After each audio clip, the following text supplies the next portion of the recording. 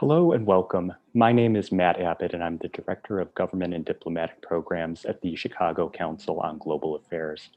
Thank you all, and especially our members and sponsors, for joining us for today's program. The Council is a nonprofit, independent, and nonpartisan platform. The views expressed by individuals we host are their own and do not represent institutional positions or views of the Council. We are hosting this conversation as part of a series sponsored by the Consulate General of Japan in Chicago as an opportunity to reflect on sports diplomacy and Japan's Olympic legacy. I would like to thank the Consulate General of Japan in Chicago for their generous support that made this event possible. I'd also like to acknowledge Consul General Kenichi Okada, Hisao Matsumoto, and the rest of the staff of the consulate for their partnership with the Council on this important topic. After our moderated conversation today, members of the audience will have an opportunity to ask questions to our panelists. Please visit ccga.live if you would like to ask a question to our speakers. It's now my honor to introduce today's speakers. Paul Drewby is a historian of Japan and director of international studies at Manhattan College in the Bronx. He specializes in the 1964 Tokyo Olympics, national identity, and historical memory. Raman Ketlitsky is an associate professor of history at LaGuardia Community College of the City University of New York. Her research focuses on historical intersections between Japanese society and sport with a focus on the Olympic Games. And Roy Tamizawa is a journalist and author. He recently published a book, 1964, The Greatest Year in the History of Japan, How the Tokyo Olympics Symbolized Japan's Miraculous Rise from the Ashes. Thank you all for joining us today. And I'd like to start our conversation with a question for Mr. Tamizawa. Tokyo will be the first city in Asia to host the Summer Olympics twice after having first hosted the Games in 1964. Can you set the stage for us by telling us why the 1964 Games were so important and how they contributed to Japan's global image and Olympic legacy? Thank you, Matt, and it's a great honor to be here. You know, the 1964 Tokyo Olympics was basically an adrenaline boost of confidence, particularly to the youth of Japanese society. Teenagers and university students, they had no memory of the war. They grew up in a period of a rising economy built on the backs of their hardworking parents.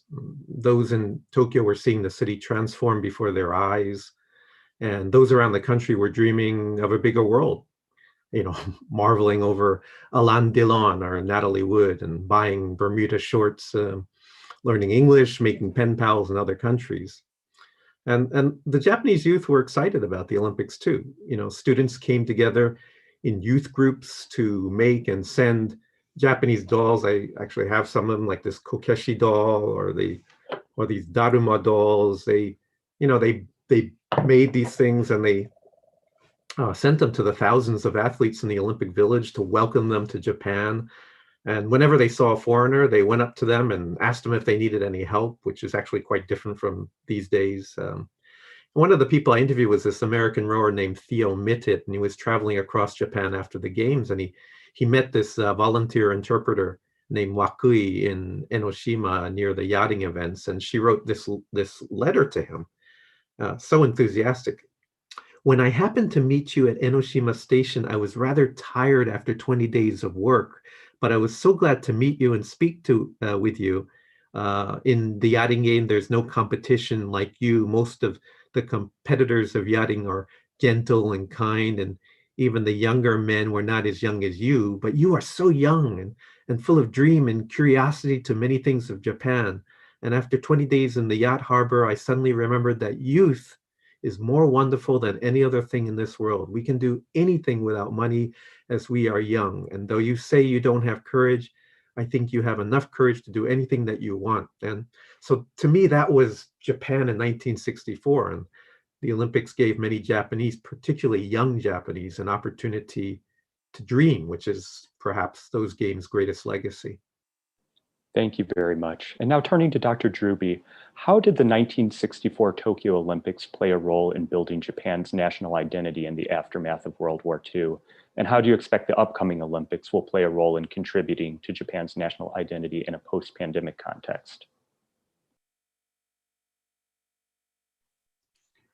Thanks for the question, and also thank you for inviting me here.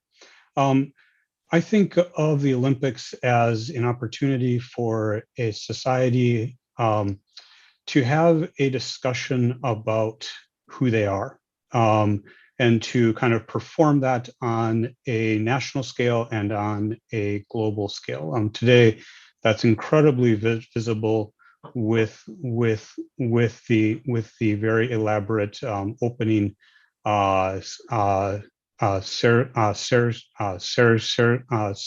ceremony. In '64, they were much less elaborate, but nonetheless, societies have to discuss kind of who they want to present themselves as, and the audience is oftentimes actually domestic. And so 1964, you saw significant attention paid to performing being peaceful, being internationalist.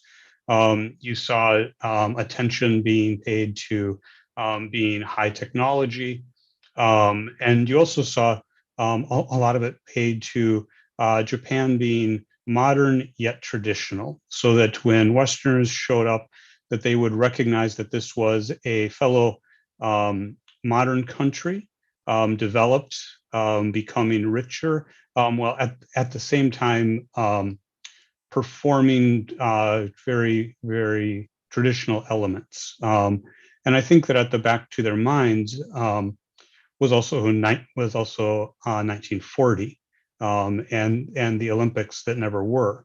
And I think that's true for both 64 and for 72 also.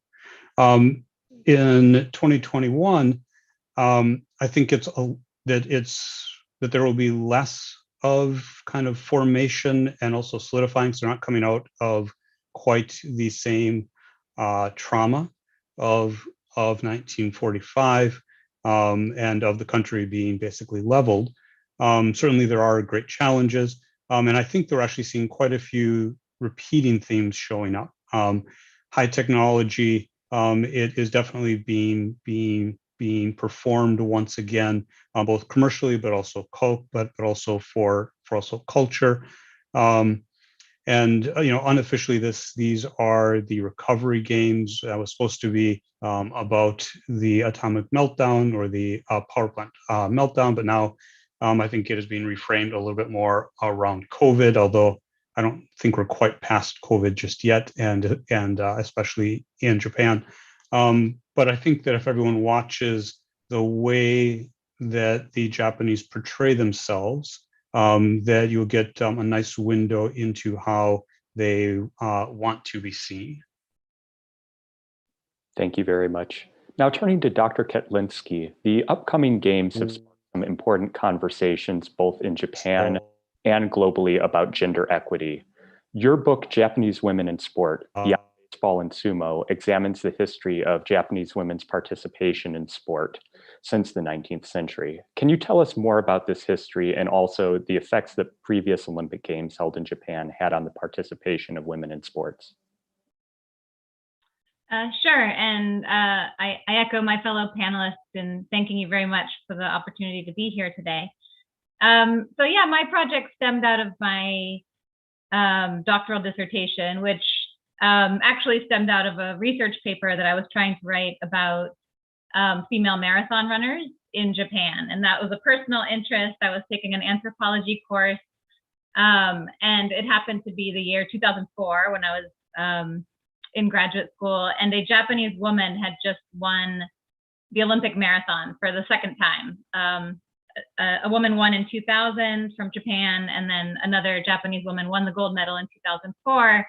And the marathon is a sport that has largely been dominated in recent years by East African runners. And so just as a runner myself, I was really interested in how these Japanese women got to be so successful as marathoners, and just trying to do research for, a graduate level research paper, I discovered a complete dearth of material. It wasn't that there was no research done on sports in Japan, because there was actually a pretty significant body of research, especially on Japan's national sports, which were baseball and sumo wrestling, as well as other martial arts, which had tended to be male dominated. And it wasn't that there was no research on women in sports. There's a significant body of literature, especially on kind of European and Western ideals of womanhood and kind of why women have been excluded from the sporting world. And so I realized that, you know, there was women in sports, but it was very Western, and there was Japan in sports, but it was very male. And so I decided to focus, after speaking with some other scholars who confirmed that really nobody had looked into the history of women's sports in Japan, I started digging into that history. And what I found so interesting was that it kind of complicated a notion that many people in the West had of women being kind of subjugated or even perceived as weak in Japan. And the history of Japanese women in sports told a very different story. A Japanese woman on the starting line of the very first ever, you know, track and field events in the Olympics in 1928, seeing these images of these strong, powerful Japanese women in the 1920s, to me, just was a fascinating story. And it also made certain events that were then contemporary with when I was writing or when the book was coming out in 2011. The Japanese women had just won the World Cup. They had just beat the United States to the shock of many. But I felt like if you look at the long and rich history of Japanese women participating in sport, it was a bit less surprising because they actually have quite a long history of success. And then, I would not have predicted how gender would have played into the forthcoming 2021 Olympics. Most notably, the president of the Japanese Olympic Committee, former Prime Minister Mori, gained international attention when he made some sexist remarks, and now the event is being headed by a woman who's also a very well-known figure in the Olympic world. She's a 7-time Olympian, both winter, Hashimoto Seiko, and she was a cyclist and a speed skater. And so now I think there is more attention being paid, particularly to women in leadership positions. That is something that both domestically within Japan and internationally within the Olympic movement, there's been a lot of focus on trying to get more leadership, because in terms of athletes, it's almost exactly 50-50 now for the first time ever. I think it's 49% women, 50% male athletes overall. And generally speaking, in the 20th century to the present day, Japan has mirrored global trends in terms of like numbers of women have continued to inch up and are now at about 50%. Thank you very much. The themes of rebirth and resilience were prevalent throughout the 1964 Olympics, but at that time, nearly 20 years had passed since the end of World War II. And those themes today also seem very relevant in light of the COVID-19 pandemic. However, this time the pandemic is still ongoing. What comparisons can we draw between the 1964 Olympics and the upcoming Summer Olympics? And what themes do you think will remain relevant during these upcoming Olympics? I'd like to pose that to all of our panelists. If we could start with Mr. Tomizawa, please. So I think like any Olympics, particularly the Tokyo Summer Games, there were doubts about whether the organizers can pull them off, and this is particularly true this time around. So that's a comparison. I think a major parallel is one I'm sort of presuming, which is the Paralympics. There was a Tokyo Paralympics in 1964.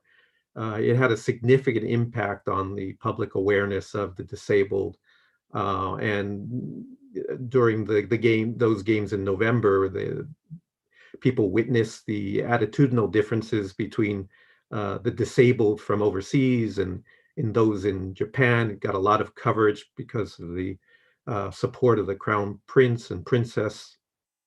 And today, with greater attention, of course, on the state of the disabled, this is a great opportunity. Tokyo 2020, as several people have said, is a great opportunity to raise awareness significantly on the disabled, not only in the need to improve accommodations for students and people in the workplace, but perceptions of the majority of the population towards this very diverse minority.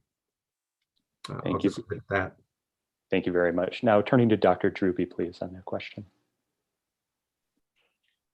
I think that if we're thinking about 1964, rebirth is certainly ways that we have, that kind of many people have discussed, but it's also rebuilding in a lot of ways. I think that people don't always understand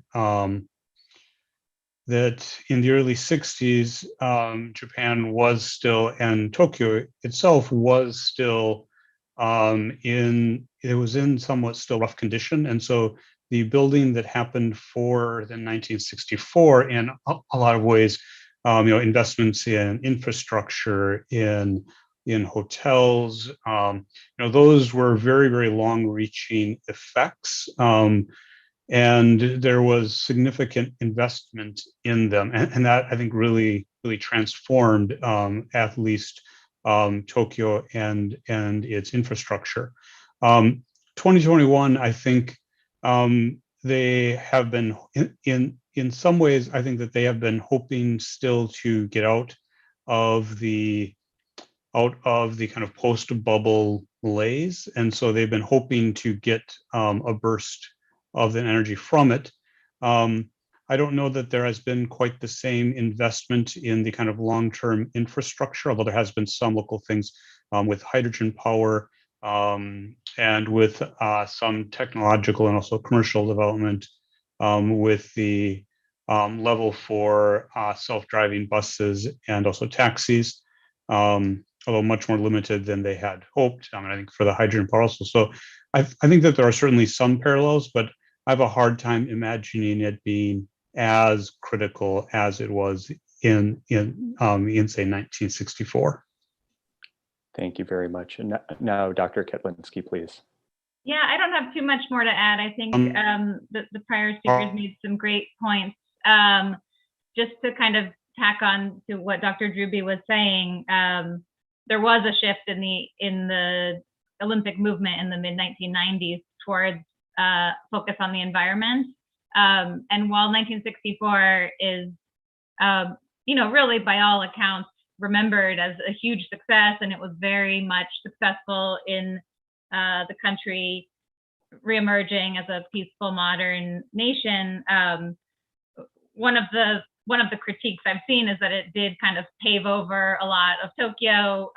If you go, there's just, train lines over almost every body of water. And of course they built the bullet train, but those tracks often kind of obstruct bodies of water.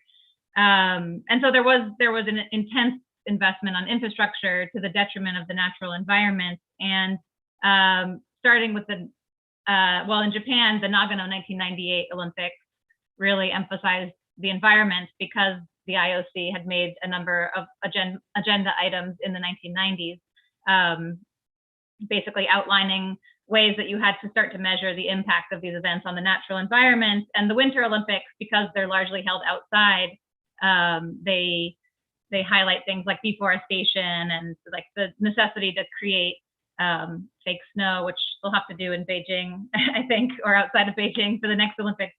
But in any event, so I would say that is a difference. I guess you asked about parallels, but I think particularly prior to the pandemic throwing everything a little bit awry, the focus on sustainable development and the environment is a big difference from 1964, I would say.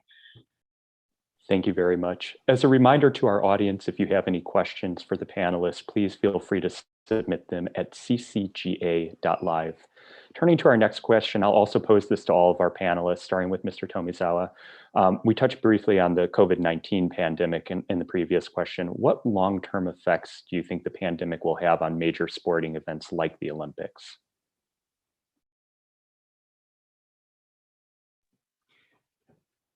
Long-term impact on the Olympics.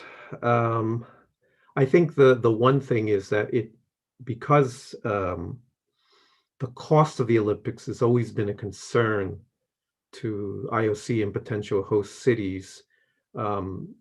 Obviously, they've been trying to figure out ways to make it feel and seem less expensive than it is.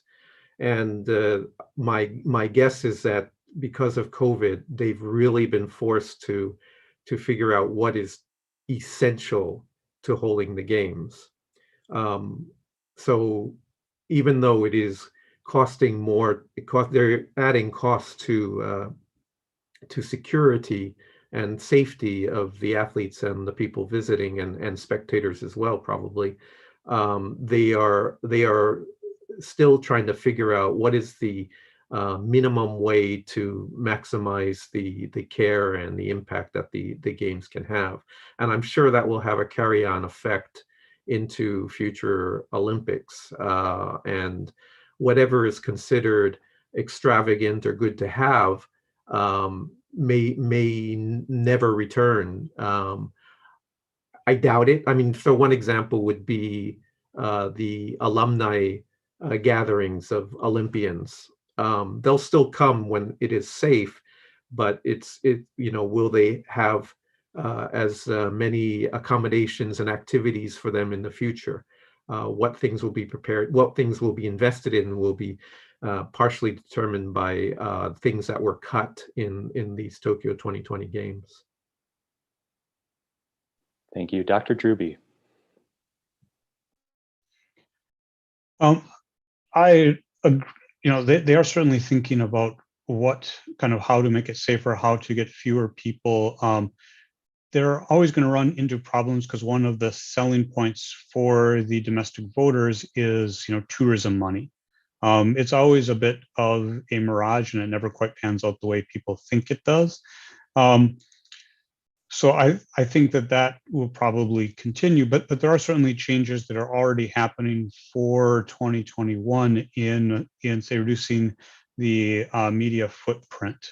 They're moving a lot of it now to actually the cloud, and so then support staff in the media will oftentimes be back home, and then doing their work online. And I think that they're already talking about a reduced media footprint of 30 to 40%, and who knows how that will change. They have certainly been quiet about what no foreign spectators means for the foreign media. So I suspect that will continue because that also represents a cost savings for the various media outlets, and given the also huge expenses paying for the media rights. I would be shocked if that doesn't continue. Thank you. And Dr. Ketlinski, please. Yeah, I agree with what was said already. I think that this issue of spectatorship and the always changing media involved, I think on the one hand, I think a lot of us are like, oh, that meeting could have just been an email, did we have to go into the office that often? But on the other hand, I think in the sporting world, there is this pent up demand or desire for spectating in person, and that experience of actually being somewhere in person. So I think, the outcome of seeing these brand new, huge stadiums, partially filled, I think it will generate further discussion and debate over the use of public money and space that the Olympics always have. I think it's going to be heightened after this event where, even before the pandemic postponement, the price tag was record breaking, and now it's even more so. And I think it'll be certainly a moment for reflection. I'm not sure if it's an actual inflection point in terms of Olympics operating differently or, limiting, making the money, less out of control. That remains to be seen, because I do think that if it goes smoothly, it's possible that people really do, the organizers have this idea that it'll be a beacon of hope and will bring people together. Even if the pandemic's not over, it will be a moment to celebrate and divert our attention away from the kind of bleak past year. But I think that remains to be seen, because it's also very possible that there could be some kind of, COVID situations that leave a different kind of legacy. Thank you very much. Turning back to Mr. Tomizawa, for your book, you interviewed many Olympic athletes from the 1964 Olympics. Are there any lessons or anecdotes that you can share with us that are particularly relevant for this moment in time?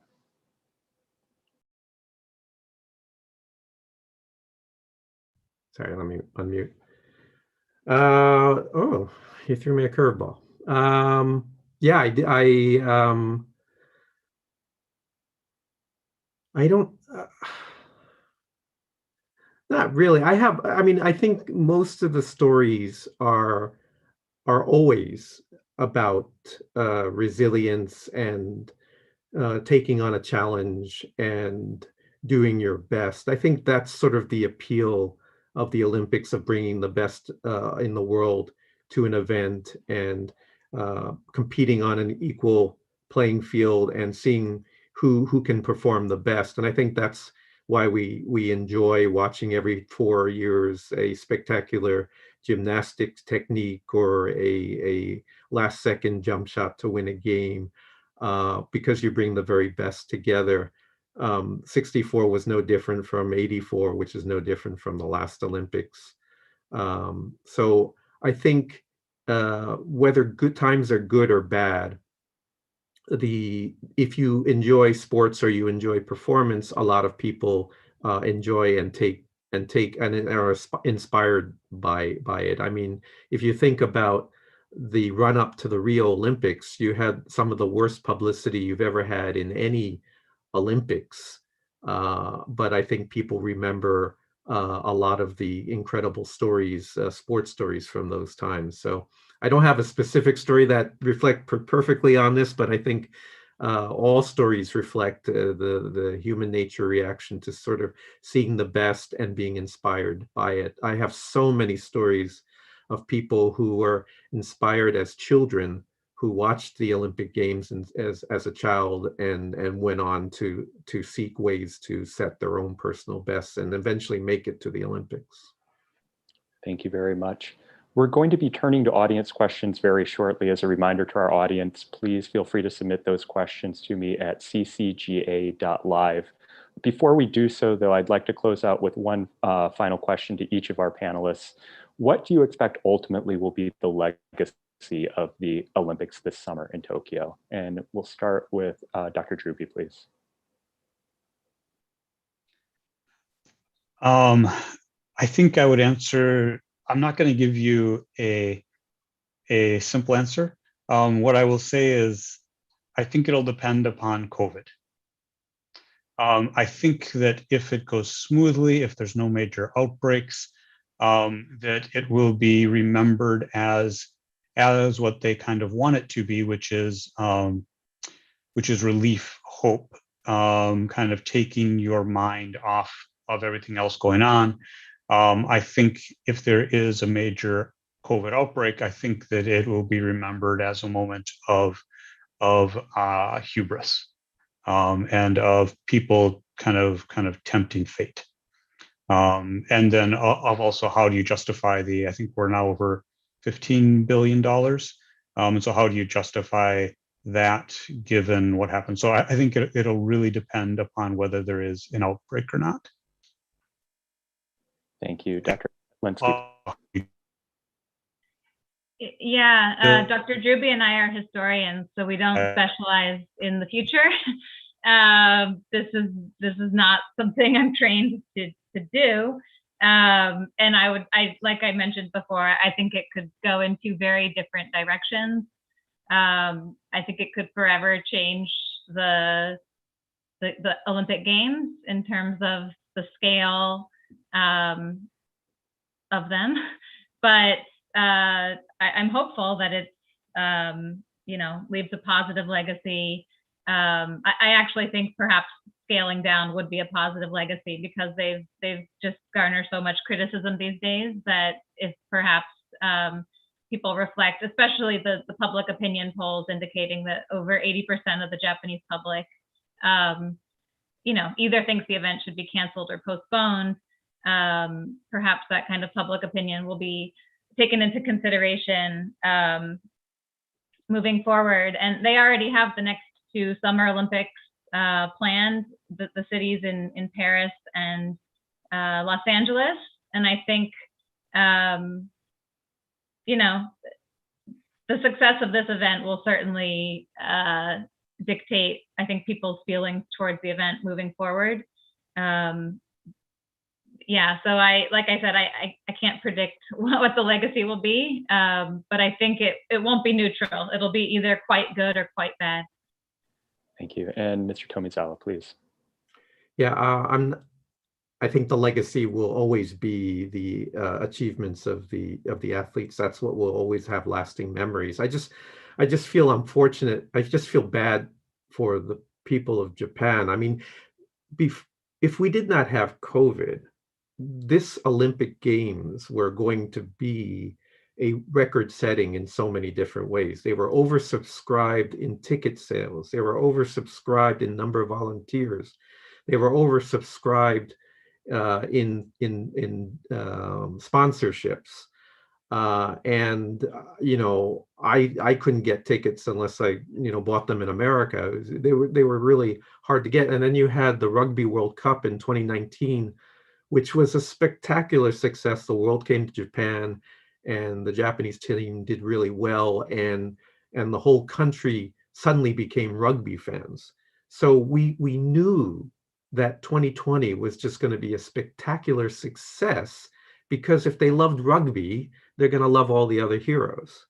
And then, of course, the Diamond Princess rolled into Yokohama Harbor and created the biggest giant petri dish known to man, and the dreams of the potentially greatest Olympics ever just disappeared. So there were plans to basically ride the 1992 Barcelona plan, which was leverage the Olympics to meet your plans to drive tourism, and tourism numbers were just skyrocketing before COVID, right? It was target of 20 million, and then he shifted up to 30 million, and then they shifted the inbound tourism target to 40 million by 2020. So just unfortunate, because this may not have been a conversation if not for COVID. Thank you very much. We'll now turn to some audience questions. Once again, to our audience, please feel free to submit them via ccga.live. First question is for Mr. Tomizawa. What was your motivation for writing your book?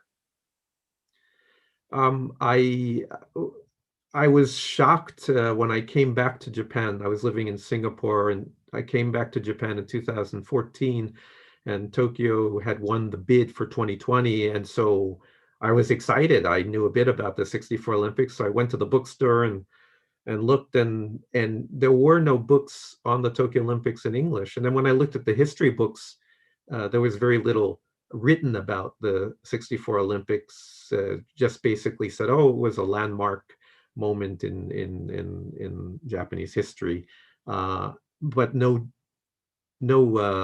book on it. So plenty in Japanese, but I then decided to research and write the story, which I did. And my father had told me stories because he was part of the NBC News crew that broadcasted the games from Japan to Tokyo. So I had some inside information from my father about those games, and had always understood that it was a very inspiring moment for Japan. So I thought I'd write it. Thank you very much. We now have a question for all the panelists. We've spoken a lot about the Summer Olympic Games that have been held in Japan. What has been the legacy, though, of the 2 Winter Olympics that have been held in Japan on Japanese society? Please feel free if there's anyone who would like to start off with that.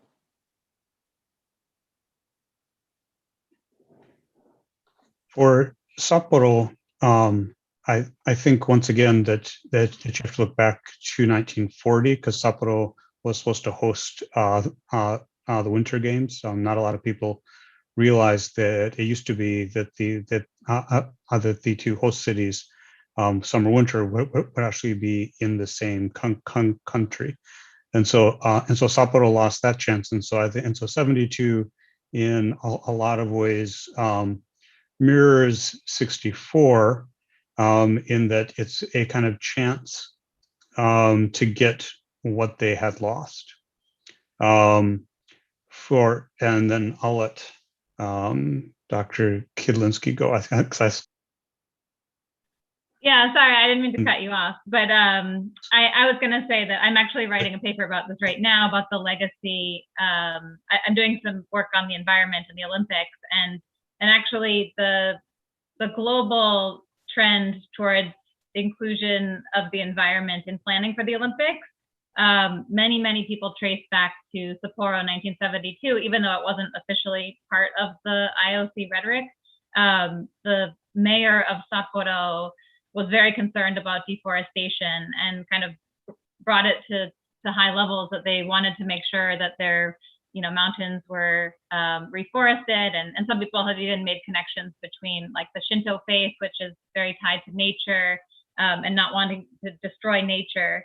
And so Sapporo really did lead to a lot of global conversations, not to mention there was kind of a global environmental attention being paid to issues like pollution and greenhouse gases from the 70s to the 90s, and then Nagano 1998 was also very explicit in its kind of glorifying Japan's nature. And for example, they made plates for the athletes out of recycled apple pulp. They were called app plates because Nagano produces apples, and they wanted to show how you could create these kind of biodegradable plates out of apple pulp. Some would say that's greenwashing, where it never really stuck and it was just kind of for appearances. But certainly, moving forward, there has been a greater attention to issues of waste and the environment. And so I would say probably the biggest legacy of both Winter Olympics has been the inclusion of the natural environment in Olympic planning. Thank you very much. Turning to our next audience question, this is for Dr. Kotlinski.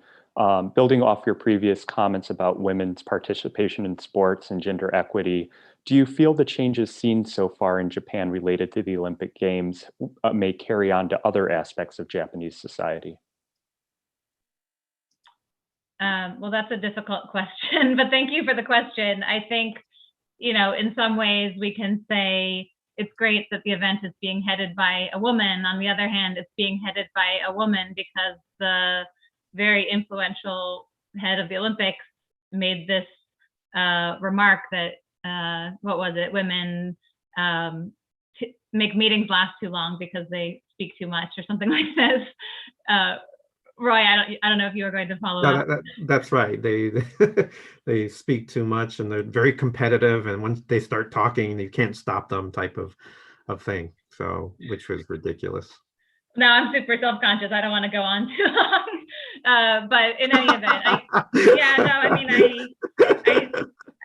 I can't say whether this will. I think again that Japan goes along with many global trends in terms of, the Olympics does draw attention to the country, and they don't want to be seen as not being progressive. For example, this is slightly tangential, but when Russia hosted the Olympics in 2014, there was a lot of attention paid to their anti-LGBTQ policies. And I believe Obama even boycotted attending the event on those grounds. And so very shortly thereafter, Japan had already won the right to host in 2020, and they started paying more attention to LGBTQ issues and equity issues within the country. And so, I think the event does shine a bright light on various issues of gender equity and social justice, and how long those persist after the cameras have turned away from Tokyo remains to be seen. Thank you very much for that. We are nearly out of time, so I just wanted to take this opportunity to again thank the Consulate General of Japan in Chicago for their generous sponsorship of this program. I'd also like to thank all of our distinguished panelists for sharing their insight with us today. So thank you so much for tuning in. We'll be posting a recording of this program on the Council's YouTube page, and we look forward to seeing you at future events hosted by the Chicago Council on Global Affairs. Thank you. Thank you so much.